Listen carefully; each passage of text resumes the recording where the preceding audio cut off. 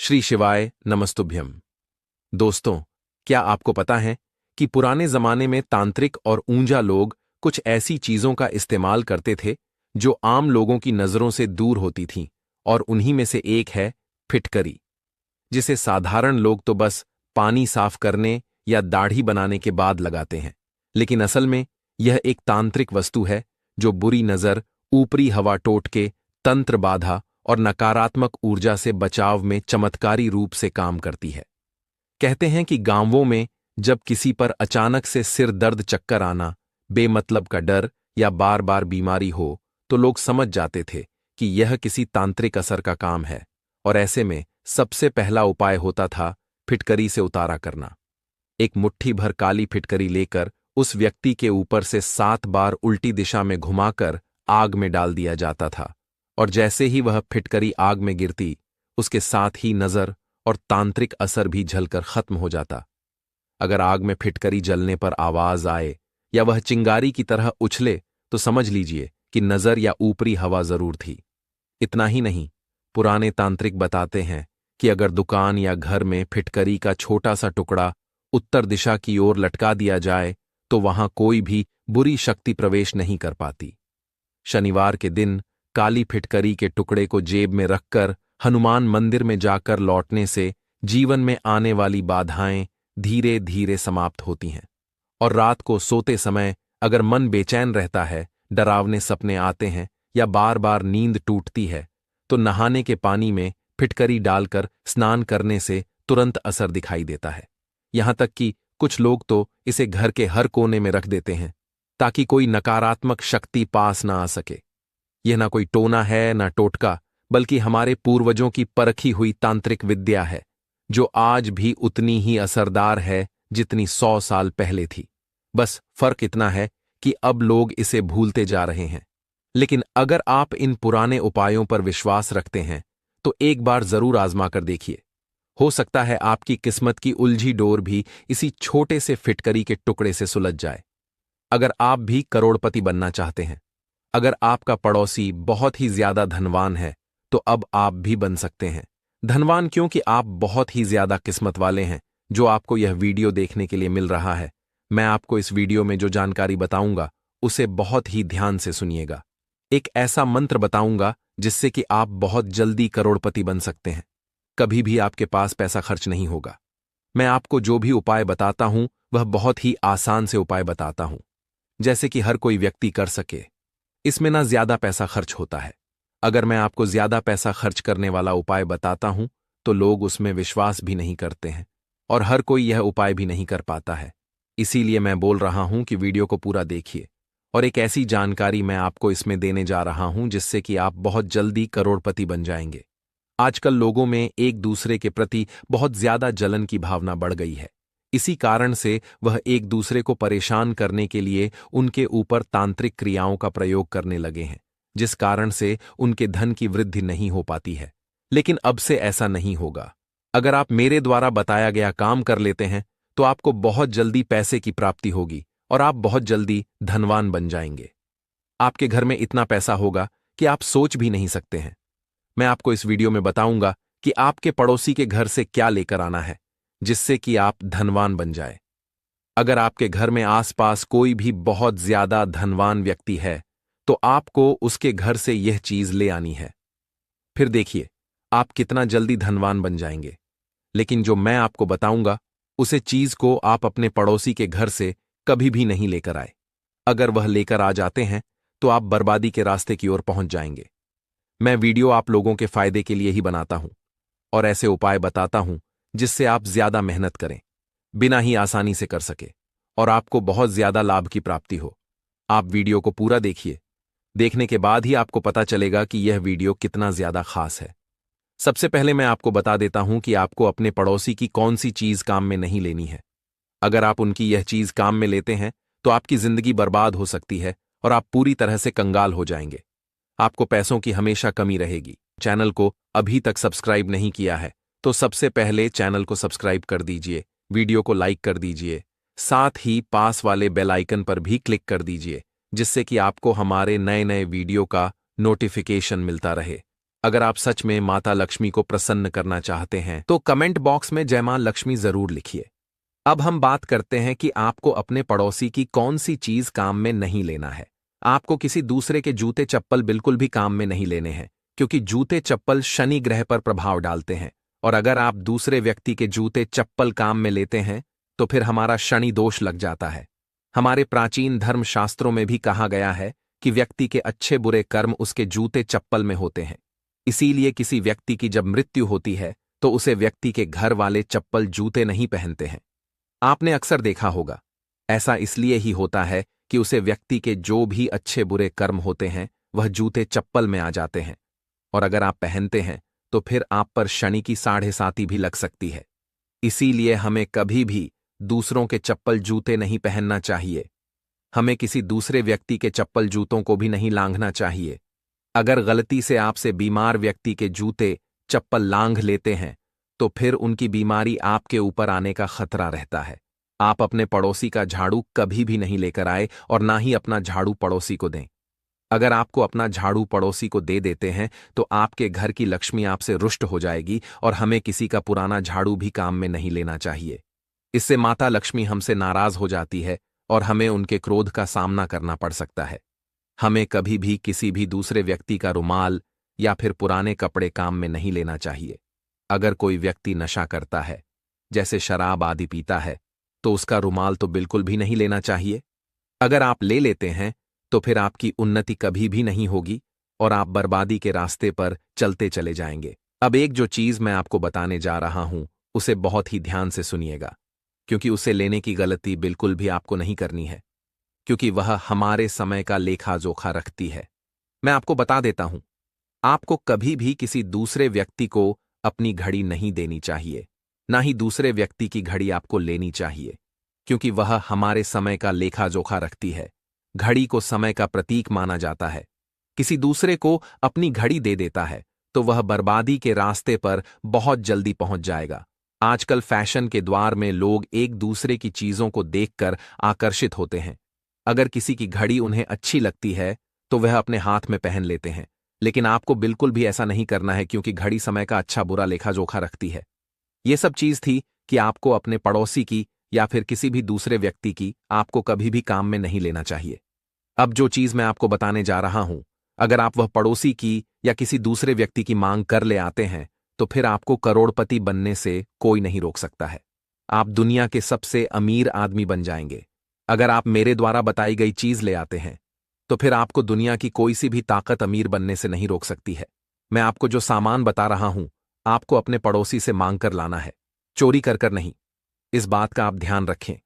आपके आसपास जो भी सबसे ज्यादा धनवान व्यक्ति है, आप उसके घर से मांग कर लाते हैं तो आप उससे भी अधिक धनवान व्यक्ति बन जाएंगे। लेकिन मैं जो उपाय बता रहा हूं उसे आपको बहुत ही ध्यान से करना होगा। एक बात का आप विशेष ध्यान रखें, जो चीज मैं आपको बताने जा रहा हूं वह आपके पड़ोसी के घर से चुरा कर नहीं लानी है, आपको उनसे मांग कर लानी है। आप पर वीडियो को पूरे ध्यान से देखें। कहीं समझ नहीं आए तो आप वीडियो को दोबारा देख सकते हैं, और अगर याद रखना चाहते हैं तो आप इसे कहीं पर लिख भी लीजिए कि आपको क्या क्या लाना है, जिससे कि आप करोड़पति बन सकें। आपको ऐसे पड़ोसी के घर से वह चीज लानी है जो सभी सुख साधनों से परिपूर्ण हो, उसके पास धन दौलत की कोई कमी नहीं हो, वह साधन संपन्न हो। ऐसे व्यक्ति के घर जाकर आपको उनसे एक कटोरी चीनी मांग कर लानी है। अब आप सोच रहे होंगे कि मैं चीनी मांगने का क्यों कह रहा हूं, इससे क्या होगा। मैं चीनी लाने को इसलिए बोल रहा हूं क्योंकि चीनी का सीधा संबंध भगवान हरि विष्णु से होता है और शुक्र ग्रह से ही इसका सीधा संबंध होता है। अगर आपका शुक्र ग्रह अच्छा नहीं है, कमजोर है, तो फिर आपके जीवन में परेशानियां बनी रहेगी। इसीलिए हमें शुक्र ग्रह के सुख शांति लाना बहुत ही जरूरी है। शुक्र ग्रह शांत रहने से हमें हमेशा मानसिक शांति का अनुभव होता है और हमेशा हम उन्नति के रास्ते पर चले जाते हैं। हमारे जीवन में हमेशा खुशियां रहती हैं और हमें कभी भी पैसों संबंधी कोई परेशानियों का सामना भी नहीं करना पड़ता है। और शुक्र ग्रह का सीधा संबंध माता लक्ष्मी से ही होता है, और माता लक्ष्मी में ही हमें धन दौलत आदि प्रदान कर सकती है, जिससे हमारे जीवन में सुख शांति बनी रह सके। और इसी कारण से आपको अपने पड़ोसी के घर से चीनी मांग कर लानी है। और जो व्यक्ति साधन संपन्न होता है उसको कभी धन दौलत की कोई नहीं होती है। तो ऐसे व्यक्ति के घर पर माता लक्ष्मी हमेशा अपना आशीर्वाद बनाए रखती। इसी कारण आपको अपने ऐसे पड़ोसी से चीनी मांग कर लानी है जो पूरी तरह से साधन संपन्न है, और माता लक्ष्मी को कौड़ी बहुत ज्यादा प्रसन्न होती है जहां पर भी कौड़ी होती है। माता लक्ष्मी स्वतः चली आती है। इसीलिए आप जो पड़ोसी के घर से चीनी मांग कर लेंगे उसमें आपको एक कौड़ी रख देनी है। अब आप इस चीनी को एक डिब्बे में भरकर उसमें ऊपर एक कौड़ी डालकर बंद करके अपने रसोई घर में रख दीजिए। फिर आप देखिए कि आपके घर में कैसे बरकत होती चली जाएगी और आप बहुत जल्दी करोड़पति बन जाएंगे। जब तक यह कौड़ी और चीनी आपके घर में रहेगी आपको कभी भी किसी प्रकार की कोई कमी नहीं होगी, कभी भी आर्थिक समस्या का सामना नहीं करना पड़ेगा। जैसे जैसे आप जिस पड़ोसी से चीनी लेकर आए हैं वह उन्नति करता चला जाएगा, वैसे वैसे आप भी उन्नति करते चले जाएंगे। आपके पास भी बहुत सारा धन होगा, हर तरफ से आपके पास पैसा आने लगेगा, कभी भी कोई पैसों की कमी नहीं होगी और आपके घर में सब कुछ सुविधा बहुत जल्दी उपलब्ध हो जाएगी। क्योंकि कौड़ी जिस घर में भी होती है माता लक्ष्मी उसे घर में श्रद्धा खींची चली आती है, क्योंकि कौड़ी को माता लक्ष्मी की बड़ी बहन के समान बताया गया है। अब मैं आपको एक और उपाय बता देता हूं जो कि आपके पड़ोसी के घर से एक चीज लाकर करना है। आप सोच रहे होंगे इन सब से कुछ नहीं होता है, लेकिन मैं पूरे विश्वास के साथ कह रहा हूं कि इन सब से आपको जरूर फायदा होगा। एक बार आप यह उपाय जरूर करके देखिए, यकीन नहीं आता है तो आप एक दो दिन में यह उपाय करके देखिए, फिर आपको खुद को विश्वास हो जाएगा कि यह उपाय कितना ज्यादा चमत्कारी है। अब जो दूसरी चीज मैं आपको बताने जा रहा हूं वह है हल्दी पिसी हुई। हल्दी आपको अपने पड़ोसी के घर से लानी है। हल्दी का सीधा संबंध बृहस्पति ग्रह से माना जाता है और बृहस्पति देव के स्वामी भगवान। अब आप जो हल्दी पड़ोसी के घर से लाएंगे आपको वह हल्दी भगवान विष्णु को समर्पित करनी है, और हल्दी में आपको तुलसी के पत्ते और उसकी थोड़ी सी जड़ रख देना है। और तुलसी में भगवान विष्णु और माता लक्ष्मी का निवास माना जाता है, इसीलिए जिस घर में तुलसी होती है वहां पर भगवान विष्णु स्वतः ही चले आते हैं। एक बात का विशेष ध्यान रखें कि ऐसे ही आपको किसी भी पड़ोसी के घर से यह सामान नहीं लाना है। अगर वह गरीब है तो फिर आप उसके घर से यह सामान लाते हैं तो आपको और ज्यादा आर्थिक परेशानियों का सामना करना पड़ेगा। इसीलिए आपको जो व्यक्ति सबसे ज्यादा धनवान है उसके घर से आपको यह सामान लाना है, और मैंने बताया है वैसे ही आपको करना है। फिर आप इस चीज का चमत्कार देखिए कि आप कुछ ही दिन में करोड़पति बन जाएंगे। हर तरफ से आपके पास पैसा आने लगेगा। जिस व्यक्ति के घर से आप वह चीज लेकर आए हैं वह जैसे जैसे उन्नति करता चला जाएगा, तरक्की की ओर बढ़ेगा, वैसे वैसे आप भी तरक्की की ओर बढ़ते चले जाएंगे। आपको मैंने इस वीडियो में बहुत ही आसान से उपाय बताए हैं। एक उपाय भी अगर आप कर लेते हैं तो आपकी किस्मत पूरी तरह से बदल जाएगी। इसीलिए आप एक उपाय जरूर करके देखिए और मुझे कमेंट बॉक्स में कमेंट करके बताएं कि आपने कौन सा उपाय किया है और आपको उससे कितना फायदा हुआ है। आज हम आपको बताएंगे कि मंदिर में जो एक लोटा जल रखा जाता है उसका क्या करें, और मंदिर का लोटा कैसा होना चाहिए, पीतल का या तांबे का।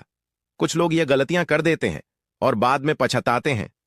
ऐसी गलती आप कभी मत करना, नहीं तो कंगाल हो जाओगे, बर्बाद हो जाओगे। मंदिर में एक लोटा जल ऐसे कभी मत रखना।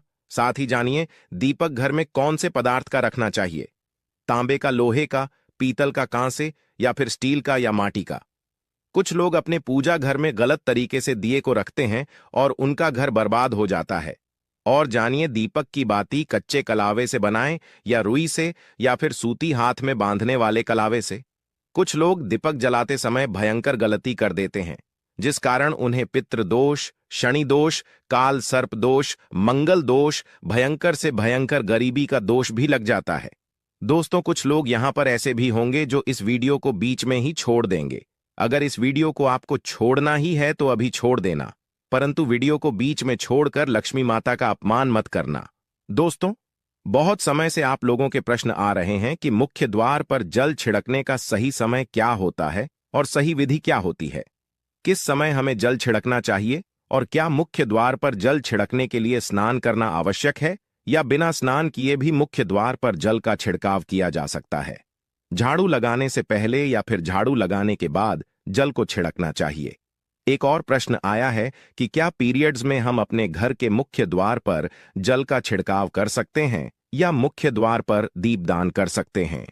और जल्द से ही जुड़ा हुआ एक और प्रश्न है कि जब हम मुख्य द्वार पर जल चढ़ाते हैं तो घर के अंदर की तरफ से जल चढ़ाएं या घर के बाहर की तरफ से जल का छिड़काव करें।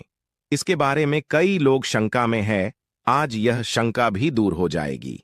और मुख्य द्वार पर जल छिड़कने से संबंधित आपका अगला प्रश्न है कि कई ऐसे लोग हैं जो कि फ्लैट में रहते हैं, कुछ ऐसे लोग हैं जो कि किराए के मकान में रहते हैं, एक ही कमरे में रहते हैं, तो उन्हें अपने घर पर मुख्य द्वार पर दीपदान किस प्रकार से करना चाहिए, जल कहां छिड़कना चाहिए। तो दोस्तों, आज की वीडियो पूरी तरह से आपके प्रश्नों पर ही आधारित है। तो दोस्तों, सबसे पहले जानते हैं कि घर के बाहर या घर के अंदर दिए जलाने के क्या क्या फायदे होते हैं।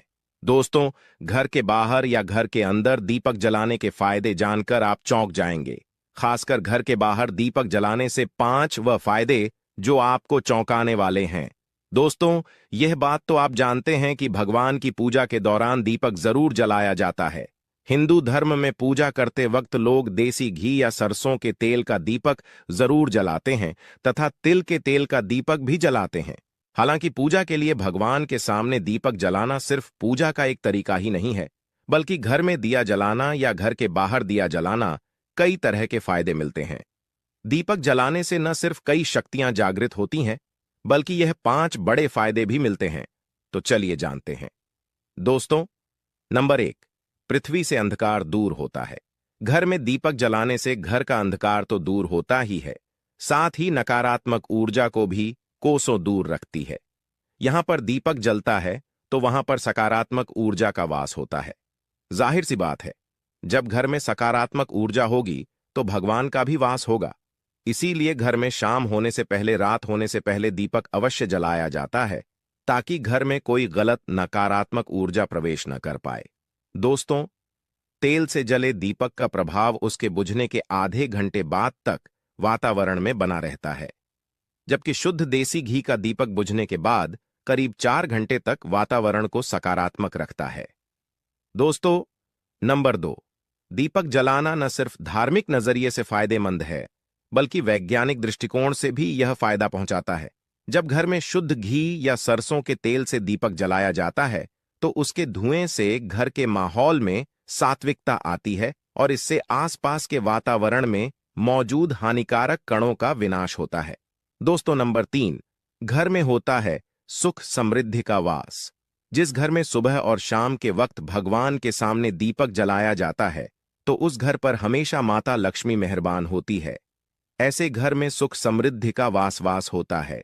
दीपक की लौ पूर्व दिशा में रखने से व्यक्ति दीर्घायु होता है, जबकि उत्तर दिशा में लो रखने से घर में धन और संपन्नता बढ़ती है। दीपक न सिर्फ हमारे घर के अंधकार को दूर करता है, बल्कि यह हमारे जीवन को भी अंधकार से प्रकाश की तरफ बढ़ाता है। दोस्तों, नंबर 4, बीमारियों को दूर भगाने में मददगार। घर में दिया जलाने से बीमारियां घर के आसपास भी नहीं भटकती। घर के सभी परिवार सदस्यों को हर बीमारी से बचाव मिलता है। खासकर दीपक के साथ एक लौंग जलाने से इसका असर दुगना हो जाता है, जिसमें चर्म रोग दूर करने के सारे गुण मौजूद होते हैं। इसलिए घी का दिया जलाना सेहत के लिहाज से काफी फायदेमंद है। दोस्तों, बात करते हैं नंबर 5 की। शुभ शक्तियां होती हैं आकर्षित। सनातन धर्म के अनुसार जिस घर में सुबह शाम दीपक जलाया जाता है तो वहां कभी अंधकार नहीं होता। उस घर में सुख समृद्धि का वास होता है। इतना ही नहीं, जलता हुआ दिया शुभ शक्तियों को चुंबक की तरह आपके घर की ओर खींचता है, जो कि आपके लिए बहुत ही शुभ माना जाता है। तो दोस्तों, अब जानते हैं कि मुख्य द्वार पर जल छिड़कने का सही समय क्या होता है और सही विधि क्या होती है। देखिए, अगर आप मुख्य द्वार पर जल चढ़ाते हैं तो आपको ध्यान रखना है कि जल आप एक दिन पहले ही, मतलब रात को सोने से पहले, एक पात्र में, कोई भी आप पात्र ले सकते हैं, जैसे कि आप तांबे का पात्र ले सकते हैं, तांबे का ना हो तो आप पीतल का ले सकते हैं, स्टील का ले सकते हैं, चांदी का ले सकते हैं। जो भी पात्र आपके पास उपलब्ध हो आप उसे ले सकते हैं। एक लोटे में थोड़ा सा गंगा जल डाल दीजिए और उसके ऊपर शुद्ध जल भर दीजिए। और हाँ, गंगा जल ना हो तो परेशान होने की आवश्यकता नहीं है। सिर्फ शुद्ध जल से भी आप पात्र को भर सकते हैं और उस जल से भरे पात्र को अपने घर की रसोई में रख दीजिए। अब जैसे कि आप अगले दिन सुबह उठकर जल का छिड़काव अपने घर के मुख्य द्वार पर करेंगे। देखिए, मुख्य द्वार पर जो सुबह सबसे पहले जल छिड़का जाता है वो हर प्रकार की समस्याओं को घर से दूर करने के लिए छिड़का जाता है। जैसे किसी भी प्रकार की नकारात्मक ऊर्जा से आप परेशान हैं, बहुत समय से परेशानियों में घिरे हुए हैं, तो ऐसे में घर की रसोई में जल रखा जाता है और यही जल घर के मुख्य द्वार पर सुबह उठकर छिड़का जाता है। इस जल के छिड़काव से आपके घर की कोई भी परेशानी हो बहुत शीघ्र समाप्त हो जाती है। इस उपाय को करने से आपके घर में सुख समृद्धि भी आती है, बीमारियों से भी मुक्ति मिलती है। मतलब देखिए, किसी भी प्रकार की मानसिक परेशानी हो, शारीरिक परेशानी हो, आर्थिक तंगी हो या आपके घर में कोई वास्तु दोष हो, किसी भी प्रकार के ग्रह दोष हो, तो आपको सभी प्रकार के दोषों से, ग्रह दोषों मुक्ति मिलती है। वास्तु दोष और पितृदोष भी समाप्त होता है। इसके साथ ही जैसे कि बहुत से लोगों के प्रश्न होते हैं कि उनके ऊपर किसी ने कुछ कर करा दिया है, उनके परिवार में किसी भी प्रकार की पहले कोई परेशानी नहीं थी, लेकिन अभी कुछ समय से परेशानियां लगातार आती ही जा रहीं और कोई रास्ता नहीं मिल रहा है परेशानी से निकालने का। तो किसी के भी किए कराए तंत्र मंत्र का प्रभाव हो, किसी की बुरी नजर का प्रभाव हो, तो भी आपके इस उपाय से, मतलब इस एक लोटा जल से आपकी परेशानी कुछ ही दिनों में समाप्त हो जाती है। तो यह घर की सभी परेशानियों से मुक्ति पाने का रामबाण और सबसे सरल, सबसे आसान उपाय होता है जो हमारे शास्त्रों में वर्णित है। तो आप अपने घर की रसोई में एक लोटा जल रखें, रात में भरकर और प्रातःकाल जल्दी उठकर उसे जल्द से अपने घर के मुख्य द्वार पर छिड़काव कीजिए। अब जैसे कि बहुत से लोगों के प्रश्न आते हैं कि यह जल हमें किस समय अपने घर के मुख्य द्वार पर छिड़कना चाहिए, तो देखिए, सुबह सूर्योदय होने से पहले इस जल का छिड़काव आपके घर के मुख्य द्वार पर हो जाना चाहिए। आप चाहे इसके बाद आप शुद्ध जल से, मतलब किसी भी दूसरे जल्द से अपने घर के मुख्य द्वार को धोते हैं तो कोई समस्या नहीं है, लेकिन इस जल का छिड़काव घर के मुख्य द्वार पर सूर्योदय होने से पहले हो जाना चाहिए। अब दोस्तों, आपका अगला प्रश्न है कि क्या हमें स्नान करके इस जल का छिड़काव अपने घर के मुख्य द्वार पर करना चाहिए या फिर बिना स्नान किए भी कर सकते हैं। देखिए, यह जो हम जल चढ़ाते हैं, मतलब यह एक उपाय होता है, तो इसे हम स्नान करने के बाद नहीं करते हैं। सुबह जल्दी उठते हैं और उठकर सबसे पहले घर की रसोई में जाएंगे, उसके बाद उस जल को लेकर आप घर के मुख्य द्वार पर जाएंगे। मुख्य द्वार खोलकर मैन गेट खोल दीजिए और उसके बाद मुख्य द्वार पर इसी जल का छिड़काव कर दीजिए और जल का छिड़काव करते समय अपने पितरों का ध्यान कीजिए, मां लक्ष्मी का ध्यान कीजिए, क्योंकि कहा जाता है कि सुबह सुबह मां लक्ष्मी प्रत्येक द्वार पर आती है, सबके द्वार पर आती है, जिनके भी द्वार खुले होते हैं, जिनके घर में जल का छिड़काव मुख्य द्वार पर हुआ रहता है, उसके घर में प्रवेश कर जाती है। तो आप माता लक्ष्मी का अपने मन में ध्यान कीजिए और एक तरह से प्रार्थना कीजिए, हे मां लक्ष्मी, आप मेरे घर में प्रवेश करें, आपका स्वागत करने के लिए मैं तैयार हूं। और उसके बाद अपने पितरों का ध्यान कीजिए, क्योंकि जो हमारे घर की दहलीज होती है वहीं पर पितरों का वास माना जाता है। तो जब आप दहलीज पर जल के छींटे देते हैं तो आपके पितृ बहुत प्रसन्न हो जाते हैं और उनका आशीर्वाद भी आपको प्राप्त होता है। तो सुबह जो आप जल छिड़कते हैं, इसके लिए स्नान करने की आवश्यकता नहीं है, बिना स्नान किए भी कर सकते। दोस्तों, वीडियो में आगे बढ़ने से पहले आपसे छोटा सा निवेदन है कि कमेंट बॉक्स में जय मां लक्ष्मी अवश्य लिखें, साथ ही हमारे चैनल को सब्सक्राइब करके बेल आइकॉन को भी क्लिक कर लें।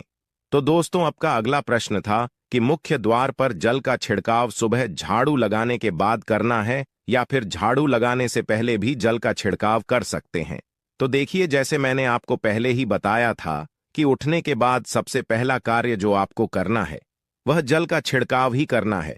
उसके बाद आप झाड़ू लगा सकते हैं। लेकिन एक चीज का ध्यान रखिए, जब हम सोकर उठते हैं तो सबसे पहले बिस्तर पर बैठे हुए ही अपने दोनों हथेलियों को एक साथ देखना चाहिए और हथेलियों को देखते हुए मां लक्ष्मी का ध्यान करना चाहिए।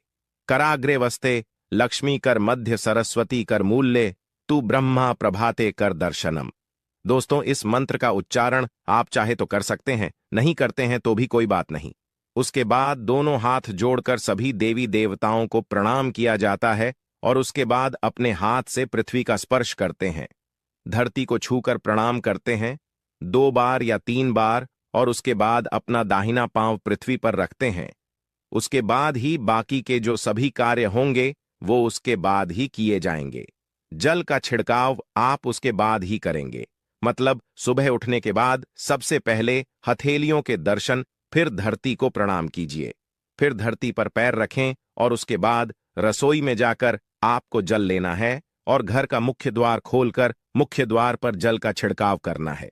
मां लक्ष्मी का और अपने पितरों का ध्यान करना है। उसके बाद आप अपने घर में आ जाएंगे और उसके बाद जो भी आपकी रूटीन वर्क होते हैं, मतलब झाड़ू लगाएंगे या फिर आप स्नान करेंगे, यह सभी कार्य उसके बाद किए जाएंगे। और अब जैसे कि कई लोगों के प्रश्न आते हैं कि जब हम जल का छिड़काव करते हैं तो क्या उसी समय घर के मुख्य द्वार पर झाड़ू लगाकर और पानी डालकर क्या मुख्य द्वार की अच्छे से सफाई कर सकते हैं? जी हां, बिल्कुल कर सकते हैं। पहले आप जो रसोई में रखा हुआ जल है उस जल का छिड़काव कर दीजिए। उसके बाद और भी पानी डालकर, मतलब अगर आपके पास जल और उपलब्ध है तो और जल लेकर और घर के मुख्य द्वार की अच्छी तरह से झाड़ू से या कैसे भी सफाई कर सकते हैं। और कई लोगों के प्रश्न आए हैं कि हम किसी फ्लैट में रहते हैं या फिर किसी ऐसे कमरे में रहते हैं, किराए के कमरे में हमारे पास एक ही कमरा है, तो हम जल का छिड़काव या फिर दीपदान कहां पर करें, किसे हम अपना मुख्य द्वार माने। देखिए, जो आपका अपना कमरा है या फिर जो फ्लैट है जहां पर आपका नेम प्लेट लगा हुआ है, आप उसी स्थान पर दीपदान करेंगे और उसी स्थान पर आपको जल का छिड़काव करना है। मतलब जहां पर अगर एक ही कमरे का मकान है तो आपके कमरे का दरवाजा है, वहीं पर आपको थोड़ा सा जल छिड़कना है और वहीं पर आप दीपदान भी करेंगे, जो कि मुख्य द्वार से जुड़े हुए उपाय होते हैं। वह आप अपने घर के, मतलब जो अपना कमरा है उसके बिल्कुल दरवाजे के पास ही करेंगे। और आपका अगला प्रश्न है कि क्या पीरियड में हम अपने घर के मुख्य द्वार पर जल का छिड़काव कर सकते हैं, दीपदान कर सकते हैं? तो देखिए, जल का छिड़काव करने के लिए पीरियड हो या ना हो उससे कोई फर्क नहीं पड़ता, जल का छिड़काव कर सकते हैं। रही बात दीपदान की, तो दीपदान देखिए कार्मिक पूजा में आ जाता है और कार्मिक पूजा हम बिना शुद्ध हुए नहीं कर सकते हैं, मतलब पीरियड समाप्त होने के बाद ही आप कर सकते हैं। दोस्तों, बाकी जल का छिड़काव आप कभी भी कर सकते हैं, पीरियड्स में भी कर सकते हैं, कोई समस्या नहीं है। और अब आपका प्रश्न है कि क्या मंदिर में जो हम जल रखते हैं क्या वो रखना जरूरी है, और अगर हम रखते हैं तो उस जल का क्या करें? देखिए, मंदिर में जल रखना बहुत आवश्यक है। जल एक ऐसी चीज होती है जिसमें सभी प्रकार की जो एनर्जी होती है वो जल में समाहित हो जाती है। जो हम पूजा पाठ करते हैं, मंत्रों का जप करते हैं या वहां पर प्रार्थना करते हैं, जो भी हमारे अपने मन की कामना भी कहते हैं, भगवान से तो सभी चीजें उस जल में समाहित हो जाती हैं। इसलिए पूजा करने से पहले घर के मंदिर में एक लोटा जल रखा जाता है और उसके बाद दीपदान, मतलब एक दीपक प्रज्वलित कर दिया जाता है। यह अग्नि और जल का एक तरह से बैलेंस भी हो जाता है और इसलिए शास्त्रों के अनुसार घर के मंदिर में एक लोटा जल हमेशा होना चाहिए और दीपक भी प्रज्वलित करना चाहिए। तो अब इस जल का करना क्या चाहिए? देखिए, जब हम जल रखते हैं सुबह की पूजा में रखते हैं, मतलब सुबह जो हम पूजा करते हैं, प्रातःकालीन पूजा, उस समय जल रखा जाता है और वह जल्द हम अगले दिन उठाते हैं। मतलब जब आप अगले दिन पूजा करने जाते हैं तो सबसे पहले तो उस जल का प्रयोग सुन लीजिए। आप अपने घर के सारे कमरों में, मतलब पूरे घर में उस जल का छिड़काव करते हैं तो इससे आपके घर शुद्ध हो जाता है, क्योंकि वह बहुत ही पॉजिटिव एनर्जी से भरा हुआ जल होता है। इससे कई बीमारी भी दूर हो जाती है। उस जल का छिड़काव करने से किसी भी प्रकार की नकारात्मक ऊर्जा का प्रवेश आपके घर में नहीं होता। किसी भी प्रकार की परेशानी आपके घर में हो, अगर आप नियमित तौर पर उस जल का छिड़काव करें, अपने घर में तो निश्चित ही आप परेशानियों से मुक्ति पा जाते हैं। कई बार होता है ना कि आप लोगों के प्रश्न आते हैं कि दवाई तो हम कर रहे हैं, लेकिन दवाई हमें लगता ही नहीं है, दवाई का कोई प्रभाव ही देखने को नहीं मिलता। तो ऐसे में अगर दवाई के साथ साथ उस जल को पीने के लिए रोगी को दिया जाए, यानी मेडिसिन इसी पानी से अगर खाई जाए, तो बहुत अच्छी दवाइयां काम करने लग जाती है। और जैसे कि परिवार में अगर बहुत अधिक क्लेश रहता है, हमेशा आपस में हर बात पर मतभेद होता है, तो परिवार के सभी सदस्य इस जल में से अगर थोड़ा थोड़ा पीते हैं, तो धीरे धीरे विचारों में परिवर्तन आने लग जाता है। सकारात्मक विचार सभी के होने लग जाते हैं और आपस में समन्वय होने लग जाता है। घर से कलह, क्लेश और मतभेद हमेशा के लिए समाप्त हो जाते हैं। और मंदिर में रखे हुए जल का अगला उपाय क्या है? देखिए, अगर आप कोई दुकान करते कोई व्यापारिक स्थल है, आपका तो प्रतिदिन इसी जल में से थोड़ा सा जल ले जाकर दुकान पर व्यापारिक स्थल पर छिड़काव कीजिए। इससे आपका दुकान, आपका काम बहुत अच्छा चलता है। मतलब किसी भी प्रकार की परेशानी आपके व्यापारिक स्थल पर नहीं आती है, क्योंकि जैसा मैंने आपको बताया, यह जो जल होता है बहुत पावरफुल होता है, बहुत पॉजिटिव होता है। मंदिर में रखा एक लोटा जल पावरफुल और पॉजिटिव से भरा क्यों होता है? क्यों इसमें सकारात्मक ऊर्जा का भंडार होता है? आइए जानते हैं। देखिए, जल जो होता है, अमृत हुआ, मीठे मीठे फल हुए, भोजन हुआ, अनाज हुआ, उससे भी बढ़कर माना जाता है। देवी देवता आपके दिए हुए इसी जल को ग्रहण करते हैं। मंदिर में एक लोटा जल रखना उतना ही जरूरी है जितना आप सुबह, दोपहर, शाम का भोजन करते हैं। जब हम भगवान की पूजा करते हैं और तांबे के पात्र में या पीतल के पात्र में एक लोटा जल जरूर रखते हैं। जल जो होता है सागर रूपी होता है और यही सागर आपकी नया पार लगता है। मंदिर में एक लोटा जल रखने का कारण एक और यह होता है कि जो लोग भगवान को रोजाना भोजन नहीं करा सकते, तो वह मंदिर में एक लोटा जल रखते हैं ताकि भगवान इसे ग्रहण करें और यह जल रूपी प्रसाद इसके अगले दिन, यह सुबह के समय, आप प्रसाद समझकर ग्रहण करें। लेकिन याद रहे, मंदिर में रखा लोटा जल कभी भी तुलसी में अर्पित नहीं करना चाहिए उसके, क्योंकि यह जल सभी देवी देवता ग्रहण करते हैं, तो इसीलिए तुलसी में डालना वर्जित है। लेकिन हां, अगर आपके घर में लड्डू गोपाल है, राधा कृष्ण है, और आप एक लोटा जल उनके लिए अर्पित करते हैं, तो आप अगले दिन यानी सुबह के समय वह जल तुलसी में चढ़ा सकते हैं। मंदिर में जो एक लोटा जल रखा होता है, उसके अगले दिन यानी सुबह के समय आप इस जल से अपनी आंखें जरूर धोया करें। इससे आंखों में रोशनी बढ़ती है और आंखों में जितनी भी बीमारी आ जाती है वह दूर होती है। शास्त्रों के अनुसार जो लोग मंदिर में एक लोटा जल भरकर नहीं रखते, तो उनके घर में अकाल पड़ जाता है, घर कंगाल हो जाता है, बर्बाद हो जाता है, परिवार में मुसीबतें आ जाती हैं और गरीबी का आगमन हो जाता है। आप चाहे तो एक लोटा जल में पुष्प आदि डालकर रख सकते हैं, बहुत ही शुभ माना जाता है। मंदिर में जो जल रखा जाता है, उससे हम और क्या क्या कर सकते हैं, आइए जानते हैं। तो इस जल का छिड़काव करने से बहुत सारी परेशानियां खत्म हो जाती हैं। जैसे अगर आपके दुकान पर किसी की नजर लगी है, बहुत से लोगों के प्रश्न आते हैं कि हमारे काम को किसी ने बांध दिया है, मतलब किसी की बुरी नजर ऐसी लग गई है कि पहले तो दुकान बहुत अच्छी चलती थी, अब नहीं चल रही है। तो आप इस उपाय को कर सकते हैं। निश्चित ही बहुत जल्द ही आपको परेशानियों से मुक्ति मिल जाती है और दिन दुगनी रात चौगुनी आपके व्यापार में तरक्की होती है। और हां, मंदिर में रखे हुए जल को आप अपने घर की रसोई में खाना बनाने में, पीने में भी प्रयोग कर सकते हैं। लेकिन खाना बनाने में प्रयोग तभी कीजिए जबकि आपके घर में बिल्कुल सात्विक भोजन बनता हो। मतलब लहसुन प्याज अगर आपके घर में बनता हो, तो खाना बनाने में इस जल का प्रयोग नहीं किया जा सकता है। फिर आप इस जल को थोड़ा थोड़ा परिवार के सदस्य मिलकर ग्रहण कर सकते हैं और बचे हुए जल को आप अपने घर में पौधों में डाल सकते हैं। तो देखिए, ऐसा नहीं है कि मंदिर पर रखा हुआ जल बेकार होता है, किसी काम का नहीं होता है। बहुत सारे उपयोग इस जल के होते हैं। अगर हम सही तरीके से प्रयोग करें तो अपने जीवन की बहुत सारी परेशानियों का समाधान मात्र इस एक लोटा जल से हम कर सकते हैं। तो ध्यान रखिए कि मंत्रों से अभिमंत्रित जल बहुत महत्वपूर्ण होता है, बहुत शक्तिशाली होता है और हमारे घर के मंदिर पर रखा हुआ जल देवताओं का आशीर्वाद होता है, क्योंकि पूरे समय वह देवताओं के पास होता है। देवी देवता वहां पर रहते हैं, तो उस जल में हर प्रकार की शक्ति समाहित होती है, जो कि सकारात्मक शक्तियां होती है। और इस जल का प्रयोग अगर हम सही तरीके से करते हैं, मतलब उसको पीने में करते हैं, खाना बनाने में करते हैं, घर में जल का छिड़काव करने में करते हैं, तो इससे हमारी समस्याओं का समाधान होता है। और अगर कोई भी कार्य नियमित तौर पर मतलब प्रतिदिन किया जाता है, तो उसका हमें लाभ प्राप्त होता है।